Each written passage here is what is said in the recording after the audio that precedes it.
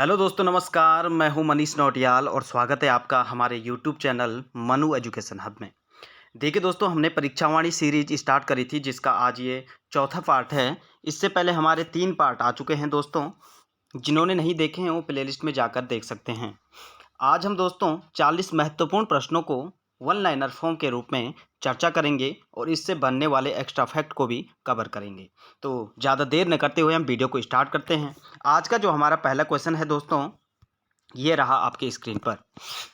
सबसे प्रसिद्ध नाग मंदिर बीनाग या बेरीनाग कहाँ स्थित है?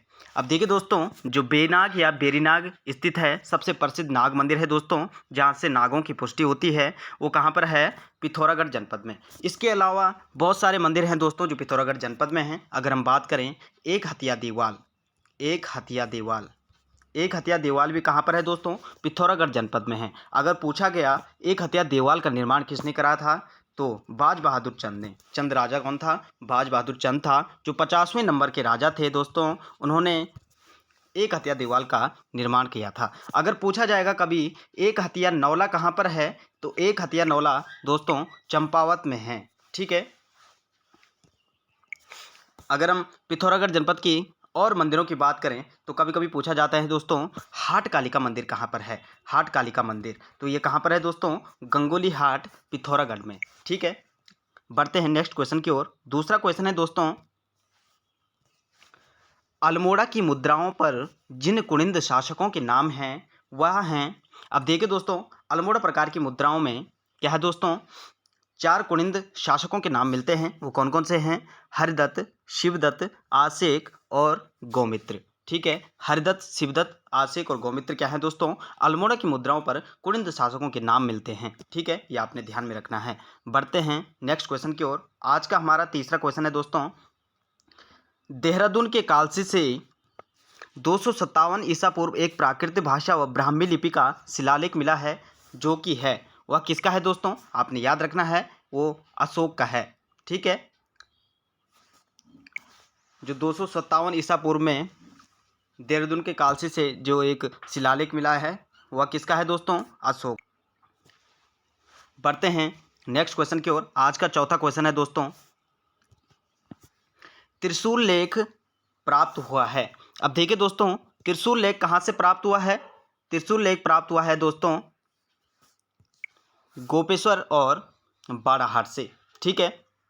कभी कभी पूछ लिया जाता है दोस्तों, गोपेश्वर त्रिशूल लेख से कितने राजाओं के कितने नाग राजाओं के नाम मिलते हैं? तो 4 राजाओं के नाम मिलते हैं दोस्तों। कौन कौन से कौन कौन से हैं? अंशुनाग, विभुनाग, स्कंदनाग और गणपति नाग। ये आपने ध्यान रखना है। कभी कभी पूछ लिया जाता है दोस्तों कि गोपेश्वर त्रिशूल लेख की लिपि क्या थी? तो आपने याद रखना है दक्षिण ब्राह्मी लिपि। दक्षिण ब्राह्मी लिपि। अगर पूछेगा बाड़ाहाट की तो उत्तर ब्राह्मी लिपि। ठीक है। बढ़ते हैं पांचवें क्वेश्चन की ओर। पांडुकेश्वर, कंडारा, चंपावत, बैजनाथ से किनके ताम्रपत्रीय लेख मिले हैं? तो आपने ध्यान रखना है दोस्तों, चंपावत, कंडारा और बैजनाथ से दोस्तों कार्तिकेयपुर राजाओं के अभिलेख प्राप्त हुए थे। छठा क्वेश्चन देखेंगे, उत्तराखंड पर शासन करने वाली प्रथम राजनीतिक शक्ति कौन थी? तो आपका राइट आंसर हो जाएगा कुनिंद। अगर क्वेश्चन पूछा जाएगा दोस्तों, उत्तराखंड पर शासन करने वाला प्रथम राजनीतिक वंश कौन सा था, तो आपका आंसर हो जाएगा कार्तिकेयपुर राजवंश। कार्तिकेयपुर राजवंश। ठीक है। सातवां क्वेश्चन देखेंगे, किस अभिलेख से प्रतीत होता है कि कुनिंद लोग मौर्यों के अधीन थे? अब देखिए दोस्तों, कुनिंद लोग मौर्यों के अधीन भी रहे थे या किस अभिलेख से पता चलता है? तो कालसी अभिलेख से। ठीक है। आठवां क्वेश्चन देखेंगे, कुनिंद वंश का शक्तिशाली शासक कौन था? अब देखेंगे दोस्तों, कुनिंद वंश का सबसे शक्तिशाली शासक कौन था? तो इसका राइट आंसर हो जाएगा, यहाँ पर प्रिंटिंग मिस्टेक हो रखी है, इसका राइट आंसर है अमोघ भूति। अमोघ भूति। ठीक है। अमोघ भूति आप याद रखेंगे। 9वां क्वेश्चन देखेंगे, पहले सती ईसा पूर्व में अमोघ भूति की मृत्यु के बाद इस क्षेत्र पर किसका अधिकार हो गया था? तो देखिए दोस्तों, शकों का अधिकार हो गया था। और आपने याद रखना है शकों ने कहाँ पर आक्रमण किया था? मैदानी क्षेत्र में। ठीक है। अगर तराई क्षेत्र की बात करें तो तराई क्षेत्र में किसने किया था? कुषाणों ने। आपकी जानकारी के लिए बता लूं दोस्तों कि उत्तराखंड पर जो सबसे पहला राज कर रहा था वो कौन कर रहे थे? कुनिंद लोग राज कर रहे थे।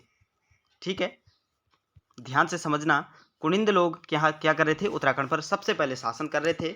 इसके मैदानी क्षेत्रों में किसने आक्रमण कर दिया था दोस्तों? शकों ने। आप ध्यान रखेंगे, मैदानी क्षेत्र में शकों ने आक्रमण कर दिया था। तराई क्षेत्र में किसने कर दिया था? कुषाणों ने। ठीक है। इसके बाद क्या हुआ? कुनिंद राजवंश धीरे धीरे समाप्त होने लग गया था। लेकिन जब कुनिंद राजवंश समाप्त होने की कगार पर था तो कुनिंद वंश ने अपनी शक्तियों का इस्तेमाल करके एक फिर से अपना सत्ता स्थापित की और एक कीर्तपुर राज्य की स्थापना कर दी। कीर्तपुर राज्य की स्थापना कर दी। ठीक है। कीर्तपुर राज्य में कभी कभी पूछा जाता है दोस्तों, कीर्तपुर राज्य में कौन कौन सा क्षेत्र शामिल था? तो आपने याद रखना है हिमाचल प्रदेश, उत्तराखंड और रोहिलखंड। ठीक है। अब देखिए दोस्तों, हम यहाँ पर बात कर रहे थे कि जब कीर्तपुर राज्य की कुनिंदों ने स्थापना कर दी, ठीक है, तो इसके बाद 5वीं सदी में क्या हुआ दोस्तों? 5वीं सदी में क्या कर दिया था? नागों ने आक्रमण कर दिया था कीर्तपुर राज्य में। नागों ने, तो कीर्तपुर राज्य तो समाप्त हो गया। ठीक है। 6ठी शताब्दी में क्या हुआ दोस्तों? नागों को भी समाप्त कर दिया। किसने? मौखरी वंश ने। मौखरी वंश ने। ठीक है। और मौखरी वंश का अंतिम शासक कभी कभी पूछ लिया जाता है, कौन था? ग्रहवर्मा। ग्रहवर्मा कौन था? मौखरी वंश का अंतिम शासक था। और ग्रहवर्मा को दोस्तों किसने हराया था? वो था हर्षवर्धन। और इसके पश्चात वर्धन वंश की स्थापना हो गई थी। कभी कभी पूछ लिया जाता है कि मौखरी वंश के पश्चात किस वंश का उदय हुआ था? तो आपने बताना है वर्धन वंश। ठीक है। बढ़ते हैं 10वें क्वेश्चन की ओर। आज का 10वां क्वेश्चन है दोस्तों, किसके समय ह्वेनसांग उत्तराखंड की यात्रा पर आए थे? तो दोस्तों इसका राइट आंसर है हर्षवर्धन। देखिए दोस्तों, जब ह्वेनसांग उत्तराखंड आए थे तो उत्तराखंड के लिए ह्वेनसांग ने किस शब्द का प्रयोग किया था? पोली हिमो पुलो। पोली हिमो पुलो। ठीक है। वहीं अगर हम बात करें दोस्तों हरिद्वार की, तो हरिद्वार के लिए क्या क्या कहा था? हरिद्वार के लिए कहा था मो यू लो। और हरिद्वार की नाप कितनी बताई थी दोस्तों? लगभग 20 ली बताई थी। ठीक है। ये एक क्या है दोस्तों? एक चीनी माप है। ह्वेनसांग ने हरिद्वार की माप बताई थी। ठीक है। 11वां क्वेश्चन देखेंगे, कार्तिकेयपुर राजवंश के अब तक कुल 8 अभिलेख मिले हैं जिनकी लिपि क्या है? अब देखिए दोस्तों, कार्तिकपुर राजवंश के 8 अभिलेख मिले थे, उनकी लिपि क्या थी? कुटिला। ये आपने ध्यान में रखना है। 12वां क्वेश्चन देखेंगे, कार्तिकेयपुर राजवंश की प्रथम राजधानी चमोली जनपद के कार्तिकपुर नामक स्थान पर रही थी, जबकि दूसरी राजधानी कहाँ थी? कभी कभी पूछ लिया जाता है दोस्तों कि कार्तिकेयपुर राजवंश की प्रथम राजधानी कहाँ थी? तो आपने बताना है कार्तिकेयपुर में थी, जो चमोली जनपद में थी, जबकि दूसरी कहाँ पर बनी थी? बैजनाथ बागेश्वर में। कहीं कहीं आपको कार्तिकेयपुर की जगह जोशीमठ को भी देखने को मिलेगा। जोशीमठ। ठीक है।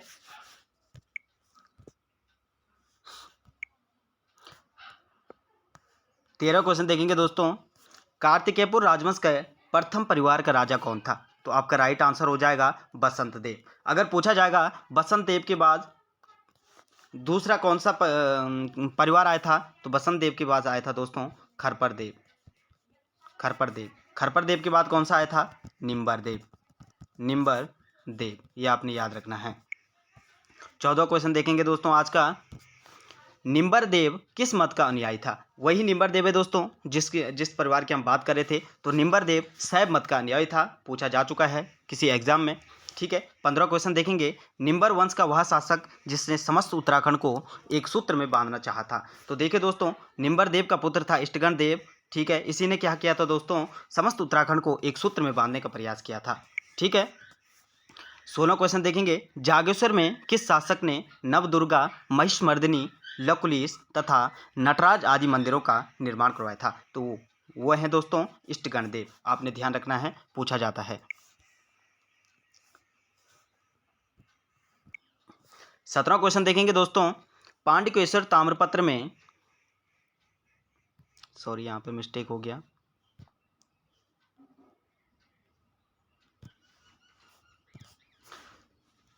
पांडुकेश्वर ताम्रपत्र में किस शासक लोग को कलिंग कलंक पंख में मग्न धरती के उद्धार के लिए 12 अवतार बताया गया था। तो दोस्तों इष्टगण देव के पुत्र थे ललित सूर्यदेव, जिनको 12 अवतार बताया गया था। ये आपने ध्यान रखना है, पूछा जाता है। 18 क्वेश्चन देखेंगे, बैजनाथ में मंदिरों का निर्माण किसने करवाया था? तो देखिए दोस्तों, ललित सूर्यदेव के पुत्र थे भूदेव, और इन्होंने ही क्या किया था दोस्तों, बैजनाथ में मंदिरों का निर्माण किया था। ये काफ़ी इंपॉर्टेंट क्वेश्चन है दोस्तों, यहाँ से पूछे जाते हैं।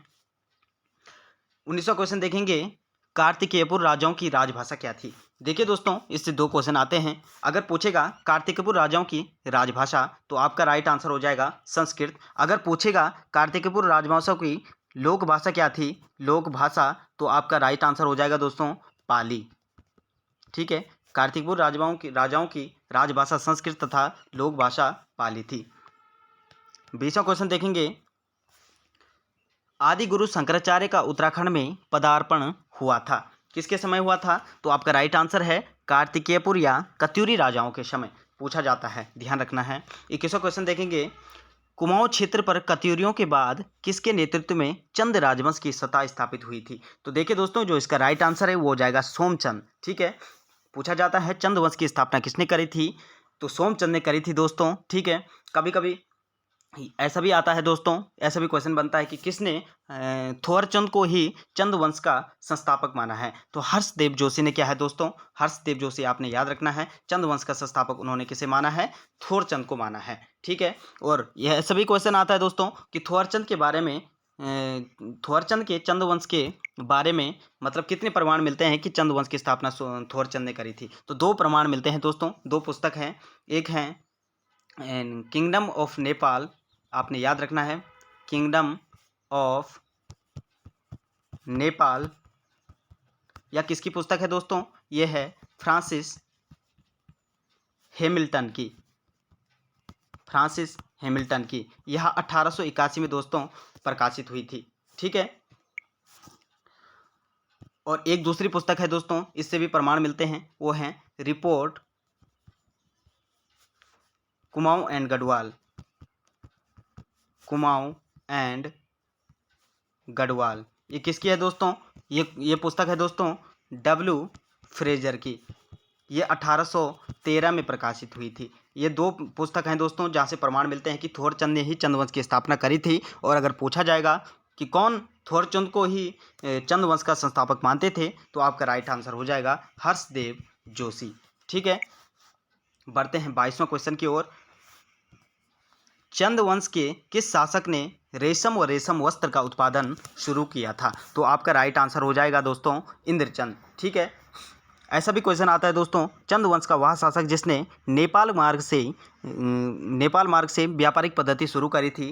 तो इसका भी राइट आंसर हो जाएगा इंद्रचंद। यहाँ से 2 क्वेश्चन बनते हैं इंद्रचंद से। ठीक है, 23वां क्वेश्चन देखेंगे, 10वीं शताब्दी के अंतिम चरण में 1562 ईस्वी तक चंदों की राजधानी कहाँ रही थी? तो दोस्तों ऐसा भी क्वेश्चन आता है कि चंदों की प्रथम राजधानी कहाँ पर थी? तो राइट आंसर है चंपावत। अगर पूछेगा चंदों की द्वितीय राजधानी कहाँ पर बनी थी? तो अल्मोड़ा में बनी थी। किसने बनाया था दोस्तों? तो बालो कल्याण चंद ने बनाई थी दोस्तों। अब राइट आंसर हो जाएगा कब? 1563 ईस्वी में बालो कल्याण चंद ने अल्मोड़ा में राजधानी स्थापित करी थी। और ऐसा भी क्वेश्चन बनता है दोस्तों कि अल्मोड़ा में राजधानी की नींव किसने डाली थी? तब आपका आंसर हो जाएगा भीष्मचंद। और जब चंदों की प्रथम राजधानी चंपावत में थी तो नींव किसने डाली थी दोस्तों? भीष्मचंद ने। इसलिए क्वेश्चन ऐसा भी बनता है कि चंपावत पर राज करने वाला अंतिम चंद शासक कौन था? तो आपका राइट आंसर हो जाएगा भीष्मचंद। इससे हमारे इतने क्वेश्चन बनते हैं दोस्तों, इतने फैक्ट हम देख के चलेंगे। 24वां क्वेश्चन देखेंगे, कुछ समय तक चंद राजाओं की राजधानी पाली पछाओ में भी रही थी जो कि स्थित है। ये देखिए दोस्तों, हिंदी में भी पूछा जाता है कि पाली पछाओ बोली कहाँ पर बोली जाती है? तो दोस्तों आपने याद रखना है पाली पछाओ कहाँ पर पड़ता है? अल्मोड़ा में। ठीक है, 25वां क्वेश्चन है आज का, नेपाल के अशोक चल नामक शासक ने आक्रमण कर कुमाऊं को अपने अधीन किया था। देखिए दोस्तों, अशोक चल कहाँ का था? नेपाल का था। पूरा पूछेगा कहाँ का है? तो दुल्लू नेपाल निवासी था। और इसने कुमाऊं पर आक्रमण कब किया था दोस्तों? 1191 में। वहीं पर अगर पूछ लिया अशोक चल की जगह अगर कराचल देव दे दिया कराचल देव, ये भी दुल्लू नेपाल का था दोस्तों। इसने कब किया था? तो 1223 में कुमाऊं पर आक्रमण, ये आप ध्यान पे रख के चलेंगे। 26वां क्वेश्चन देखेंगे दोस्तों, नेपाली चल नामक शासकों पर आक्रमण व परास्त कर उनकी अधीनता से कुमाऊं को मुक्त किसने करवाया था?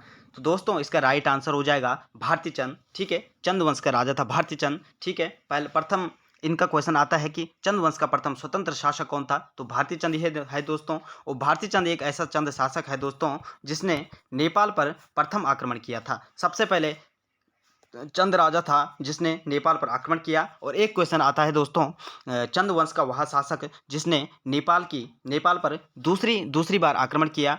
पहली बार तो भारती चंद ने किया, दूसरी बार किया था दोस्तों उद्योग चंद ने। और ये उद्योग चंद ऐसे हैं भी दोस्तों जिन्होंने नेपाल की दोनों राजधानी अजमेरगढ़ और जुराइल दिपाइल दोनों पर आक्रमण किया था। कभी कभी पूछा जाता है दोस्तों नेपाल की शीतकालीन राजधानी जुराइल दिपाइल या अजमेरगढ़ किस नदी के किनारे है? तो आपने याद रखना है दोस्तों सेठी नदी के किनारे है, ठीक है। 27वां क्वेश्चन है दोस्तों, दिल्ली सुल्तान फिरोज शाह तुगलक ने किस चंद शासक को गरुड़ को उपाधि दी थी? तो दोस्तों आपने याद रखना है, गरुड़ ज्ञानचंद के नाम से जाने जाते हैं। ज्ञानचंद को फिरोज शाह तुगलक ने चंद वंश मतलब गरुड़ की उपाधि दी थी। और कभी कभी क्वेश्चन ये भी पूछ लिया जाता है कि ज्ञानचंद को, क्वेश्चन इस प्रकार से बन सकता है कि ज्ञानचंद को गरुड़ की उपाधि किसने दी? तो फिरोज शाह तुगलक ने। फिरोज शाह तुगलक ने किस चंद राजा को गरुड़ की उपाधि दी? तो ज्ञानचंद को, ठीक है। ज्ञानचंद का राज्य चिन्ह क्या था दोस्तों? गरुड़ था। अगर पूछेगा चंद वंश का तो चंद वंश का हो जाएगा गाय, ठीक है, गरुड़ ज्ञानचंद को छोड़कर। 28वां क्वेश्चन देखेंगे, कुमाऊं क्षेत्र में ग्राम प्रधान की नियुक्ति और भूमि निर्धारण प्रणाली किसके द्वारा शुरू की गई थी?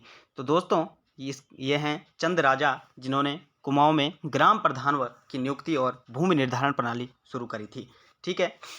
29वां क्वेश्चन देखेंगे, चंद राजाओं का चिन्ह, राज्य चिन्ह क्या था? तो गाय। इसी की हम बात कर रहे थे दोस्तों। अगर पूछेगा गरुड़ ज्ञानचंद का तो गरुड़ ज्ञानचंद का था क्या था? गरुड़। जो गरुड़ की उपाधि किसने दी थी? फिरोज शाह तुगलक ने। आज का 30वां क्वेश्चन देखेंगे, ये कई बार पूछा जा चुका है दोस्तों। इसको देखेंगे, चंदों और मुगलों के संबंध होने की जानकारी किस में मिलती है? तो इसका राइट आंसर हो जाएगा दोस्तों शाहनामा और जहांगीरनामा में, ठीक है। कभी कभी पूछ लिया जाता है दोस्तों कि जहांगीरनामा में किस चंद शासक को सबसे धनी बताया गया है? तो आपने याद रखना है लक्ष्मीचंद। नाम से ही पता चल रहा है दोस्तों लक्ष्मीचंद, ठीक है, सबसे धनी यही होंगे। 31वां क्वेश्चन देखेंगे दोस्तों, कुमाऊं में चंद शासन का अंत कब व किसके द्वारा किया गया? अब देखिए दोस्तों, कुमाऊं में शासन कर रहे थे चंद वंश, ठीक है। यहाँ पर पूछा जा रहा है कि चंद शासन का अंत किसने किया? तो दोस्तों इसका राइट आंसर है 1790। तो पूरी डेट अगर पूछेगा तो 1 फरवरी 1790 गोरखों ने यहाँ पर क्या किया था दोस्तों? आक्रमण किया था। और पूछा जाता है दोस्तों कि गोरखों के आक्रमण करने के समय कुमाऊं का चंद शासक कौन था? तो उस टाइम कौन था दोस्तों? अंतिम चंद शासक कौन था? महेंद्र चंद था, जिसको एक साधारण सी युद्ध में हराकर गोरखों ने कुमाऊं में सत्ता स्थापित कर दी थी। और उसको एक नाम दिया गया दोस्तों, पूछा जाता है कि हवाल बाग का युद्ध, ठीक है। हवाल बाग किस नदी के किनारे है? कोसी नदी के किनारे है। पूछा जाएगा हवाल बाग का युद्ध कब हुआ था? तो 1790 में गोरखाओं और महेंद्र चंद के बीच। और गोरखाओं का वह कौन सा शासक था उस टाइम जिसने कुमाऊं पर आक्रमण किया था? तो पूछा जाता है दोस्तों रण बहादुर शाह, ठीक है। इतने ही क्वेश्चन बनते हैं, एक्स्ट्रा फैक्ट को हम कवर कर रहे हैं दोस्तों। 32वां क्वेश्चन आज का देखेंगे, अल्मोड़ा शहर के मध्य स्थित मल्ला महल, आपने ध्यान यहाँ पर देना है कि मल्ला महल किले का निर्माण किसने करवाया था? तो आपका राइट आंसर हो जाएगा रुद्रचंद ने क्या है दोस्तों? मल्ला महल किले का निर्माण करवाया था, जो किस जनपद में है? अल्मोड़ा जनपद में। 33वां क्वेश्चन देखेंगे, गढ़वाल में परमार वंश ने भी शासन किया था। इस बीच कुल कितने शासक हुए थे? देखिए दोस्तों, गढ़वाल में जो परमार वंश या परमार वंश हुआ था उसमें कुल 60 शासक हुए थे, जिन्होंने लगभग 300 साल तक शासन किया था। 34वां क्वेश्चन आज का देखेंगे, गढ़वाल क्षेत्र में सभी गणपति को पराजित कर एक सुसंगठित राज्य की स्थापना किसने करी थी? तो देखिए दोस्तों, इसका राइट आंसर हो जाएगा अजयपाल, जो पंवार वंश का 37वां शासक था दोस्तों। ठीक है। इन्होंने क्या है दोस्तों 52 गढ़ों को भी जीता था दोस्तों। और एक पड़ता है दोस्तों उप्पूगढ़ टिहरी में, वहाँ का राजा कौन था? कप्पू चौहान। और कप्पू चौहान दोस्तों एक ऐसे व्यक्ति थे जिनके बारे में अजय पाल ने कहा था उनको हरा करके अंततः आप जीत गए मैं हार गया। ठीक है, ऐसा भी आपने याद रखना है। ऐसे फैक्ट वैसे नहीं पूछे जाते हैं, यूकेपीएससी आसान से क्वेश्चन पूछता है दोस्तों, लेकिन हमने अपनी जानकारी के लिए सब कुछ पढ़ना है। ठीक है, 35वां क्वेश्चन आज का देखेंगे, कौन पंवार शासक अकबर का समकालीन था? राइट आंसर है दोस्तों सहजपाल। यहीं पर अगर पूछ लिया कि कौन चंद शासक अकबर का समकालीन था, तो आपने याद रखना है रुद्रचंद, जो अकबर से कब मिला था? 1588 में। कहाँ पर? लाहौर में। ठीक है, ये आपने ध्यान में रखते हुए चलना है। 36वां क्वेश्चन है दोस्तों आज का, सर्वप्रथम किस पंवार शासक ने नामंत में शाह उपाधि की परंपरा शुरू करी थी? तो दोस्तों इसका राइट आंसर है बलभद्र शाह। एक ऐसे पंवार शासक हैं जिन्होंने शाह की उपाधि धारण करी थी। और एक क्वेश्चन ऐसा आता है दोस्तों कि बलभद्र शाह से पहले किसने शाह की उपाधि धारण करने का उल्लेख मिलता है? तो वो है दोस्तों कल्याण शाह।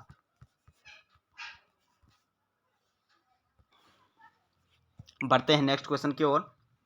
37वां क्वेश्चन है दोस्तों आज का, राजा सुदर्शन शाह जिनको सूरत कवि के नाम से भी जाना जाता है, उनकी वह रचना जो कई खंडों में है। देखिए दोस्तों इसका राइट आंसर है सवासार। अगर पूछा जाएगा यह कब प्रकाशित हुई थी, तो 1828 में।